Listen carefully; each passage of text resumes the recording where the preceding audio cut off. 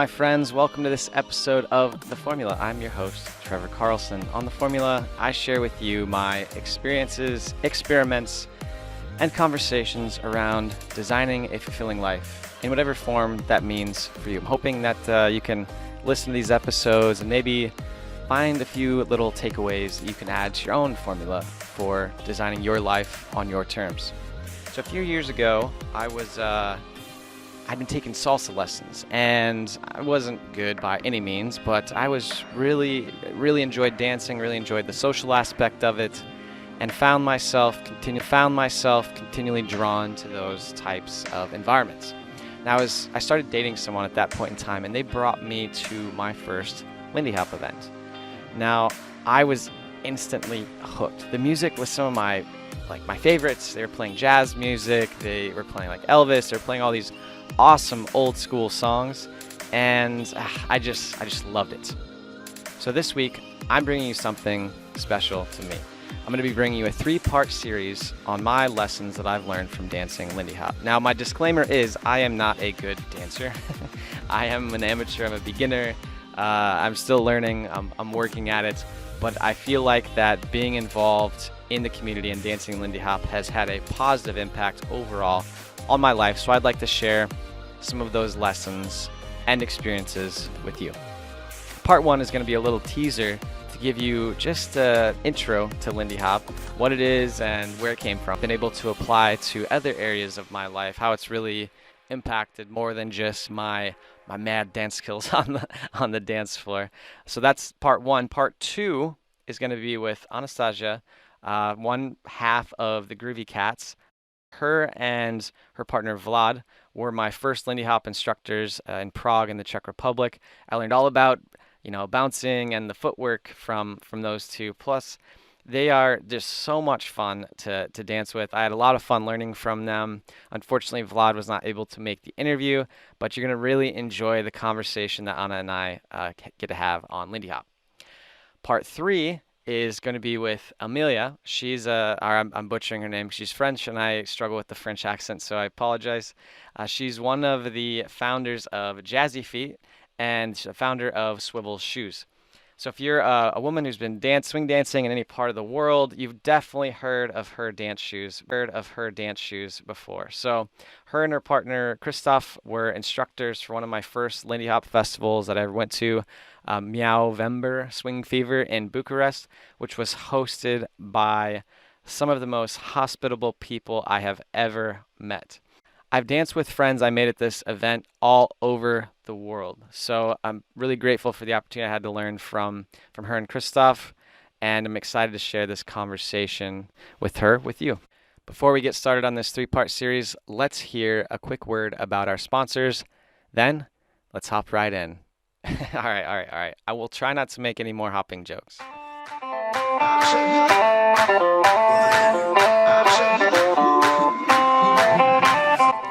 The first sponsor for this episode is Lady Boss. Lady Boss is a women's fitness and health company that really tries to provide as many resources as possible to help women live the healthiest lives possible. So if you want to check out some of their free resources, you can head on over to theformulapodcast.com's sponsored products page and click the link there to head to their website and see what types of different free guides and workout plans, stuff like that they have available for you. Now, our second sponsor for this episode is Liquid Web. If you've listened to any of our episodes about launching your own e-commerce company or an online business, they have these pre-made solutions for you that you can just go on over and sign up for. Now, if you check the show notes, they provided Formula Podcast listeners with a little bit of a coupon code, so you can just check out the show notes. I believe it's Formula 33. You get 33% off all Liquid Web products. So, big shout out to them for hooking us up. Now, let's get on with the show.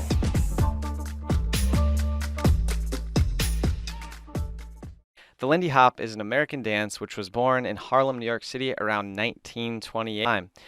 Lindy Hop is considered a member of the swing dance community and is regularly described as a jazz dance because of its improvisational and social nature.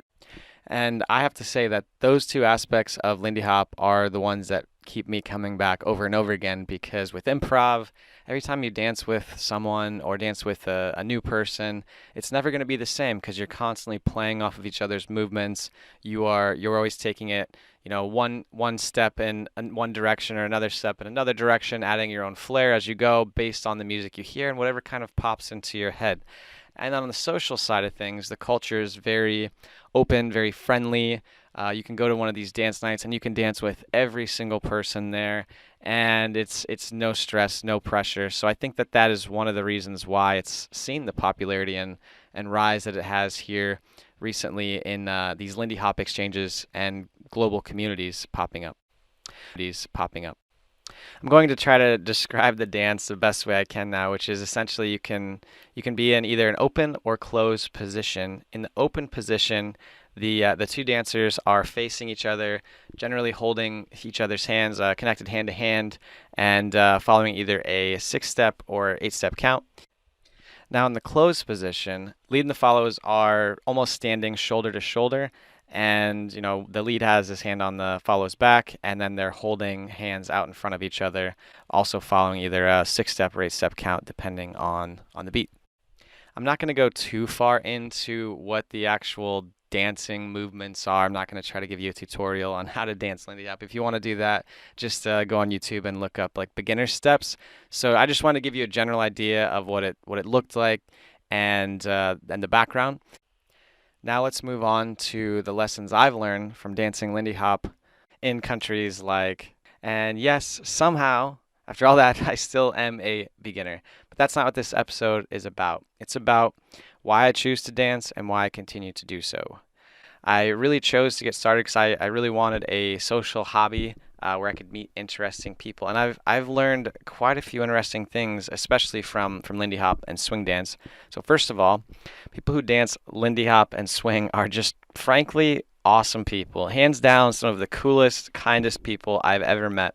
The culture of the swing dancing community is welcoming, to say the least. If you just want to hang out with cool people with great vibes, swing dancing, specifically Lindy Hop, is the way to go. I don't know what it is about the people who participate in this form of dance, or just in swing dance in general, but it's a unique breed of people that brings out the best in them. So second, I've noticed that dancing boosts my mood. There is almost never a morning where I wake up and I don't have a smile on my face after an evening of swing dancing. I feel fantastic, and it makes my overall mood even better as I go about my day. I mean, it carries over into other areas. It carries into work. It carries into how I interact with other people. So why wouldn't you want to feel like that? And who could ask for any other better reward from a hobby? So third is, I've learned that you have to really get used to sucking. It's a great lesson in humility, knowing that you are bad and still putting yourself out there over and over and over again has been a great help for me in this area, but also in the rest of my life. It's taught me to focus on the process of practice and repetition, and hoping that the end goal will eventually be an amazing performance. For now, though, I'm happy to still struggle and to be humbled every time I step on the dance floor, and try to improve every time I hit up an event or a festival. So number 4 is, practice can be fun. Practicing a skill doesn't have to be torture, and if you can have fun while doing it, makes it even better. We seem to really glorify the grind, grinding it out, torturing ourselves while practicing our craft. Is that really necessary? Sometimes maybe, if you have deadlines and whatnot, but what if we just made it a bit more fun, a bit more like an improv dance, maybe? Wouldn't that make it easier to practice? Less grind, more fun? I kind of like the sound of that too. So number 5 is my 5th lesson that I've learned from dancing swing is, kindness is contagious. When you attend a swing dance event, you find that most people there are just really, really kind. They usually, it's contagious. As the evening goes on, you'll find yourself also pulling out strangers to dance with you as well. It just goes to show that when you show kindness, it spreads. And you can have an impact on other people that you'll never likely see. Let's redo that last sentence. And you can have an impact on people that you will never likely see. So the last lesson that I've learned since I started dancing Lindy Hop is that dance is a global language. There are many times where I've asked someone to dance where I actually didn't speak more than maybe 2 words of their language. They understood what I was asking though, and though I'm not the best leader on the dance floor yet, we were able to dance together. It's an amazing feeling when you and the other person can't really understand what you're saying to each other, but you know the same dance style, the same dance moves, and it's easy to really play off each other and have fun even though you can't have a conversation. You don't have to understand the words coming out of someone's mouth in order to appreciate them as a human being and have fun spending time with them.